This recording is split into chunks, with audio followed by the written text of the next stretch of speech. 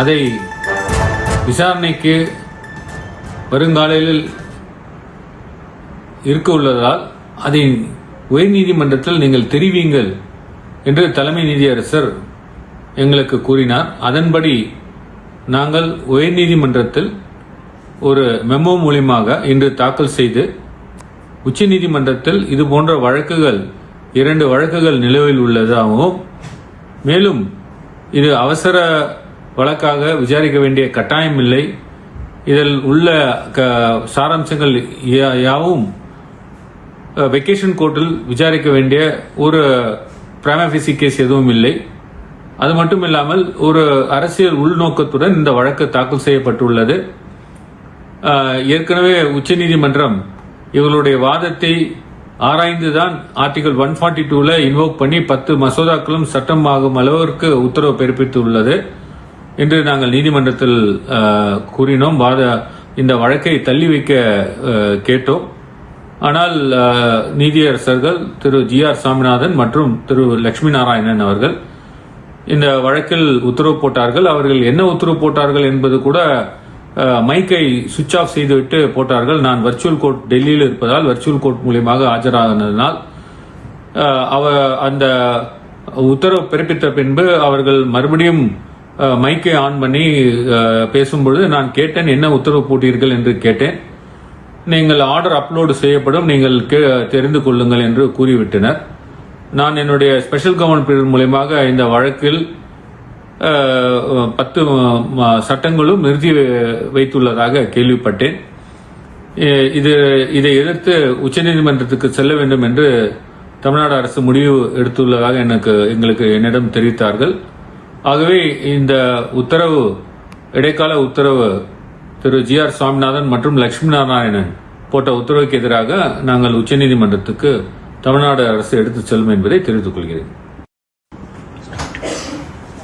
உச்சநீதிமன்றம் கடந்த 8ஆம் தேதி ஏப்ரல் மாதம் 10 மசோதாக்கள் தமிழ்நாடு கவர்னர் அவர்கள் காலம் தாழ்த்தி அதற்கு ஒப்புதல் அளிக்காமல் குடியரசுத் தலைவருக்கு அனுப்பி வைத்தது சரியல்ல என்று கூறி deemed to have granted assent என்று 142 ஆர்டிகல் 142ஐ இன்வோக் செய்து உத்தரவு போட்டது. அதன் பிறகு அந்த 10 மசோதாக்களும் சட்டமாகி கடந்த 11 ஏப்ரல் 2025 கெசட்டிலும் பப்ளிஷ் செய்யப்பட்டது. இதை எதிர்த்து பாஜகவை சார்ந்த திருநெல்வேலியில் வழக்கறிஞராக பணிபுரியும் ஒருவர் சென்னைக்கு வந்து அந்த 10 சட்டங்களும் செல்லத்தக்கதல்ல, உயர்நீதிமன்றம் அதை ரத்து செய்ய வேண்டும் என்று ஒரு மனு 2வது வெக்கேஷன் கோர்ட்டில் தாக்கல் செய்தார்.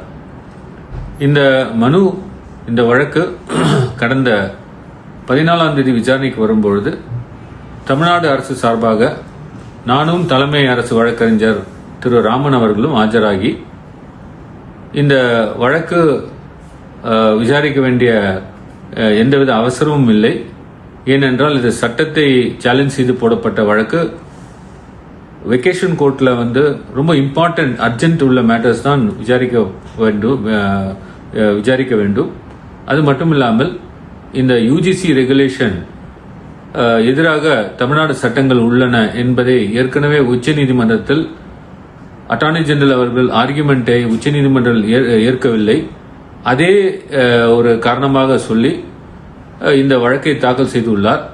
மற்றும் இது போன்ற அந்த பிரேயர்ஸ் உள்ள வழக்குகள் உச்சநீதிமன்றத்தில் நிலவில் உள்ளன என்று நாங்கள் கூறினோம்.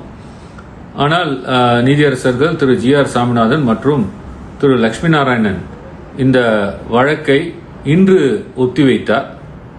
இந்த வழக்கை இன்று ஒத்திவைத்ததை நாங்கள் தமிழ்நாடு அரசு உச்சநீதிமன்றத்துக்கு ஒரு டிரான்ஸ்பர் மனுவாக கடந்த வெள்ளிக்கிழமை தாக்கல் செய்து தமிழ்நாடு அரசுக்கு எதிராக சென்னை உயர்நீதிமன்றத்தில் தாக்கல் செய்த வழக்கை உச்சநீதிமன்றத்துக்கு மாற்றுதல் செய்ய வேண்டும் என்று அந்த டிரான்ஸ்பர் பெட்டிஷனில் நாங்கள் கோரிக்கை வைத்திருந்தோம். அது சம்பந்தமாக நாங்கள் சீஃப் ஜஸ்டிஸ் ஆஃப் இந்தியா அவர்களிடம் உச்சநீதிமன்றத்தில் கடந்த திங்கட்கிழமை அன்று ஒரு மென்ஷனும் செய்தோம். தலைமை நீதியரசர் இந்த டிரான்ஸ்பர் பெட்டிஷனை பட்டியலிடுவதாகவும் அதற்குள் நீங்கள் இந்த வழக்கை 21ஆம் தேதி தள்ளி வைத்து இருப்பதால் நீங்கள் உச்சநீதிமன்றத்தில் இது போன்ற வழக்கில் நிலையுள்ளதாகவும்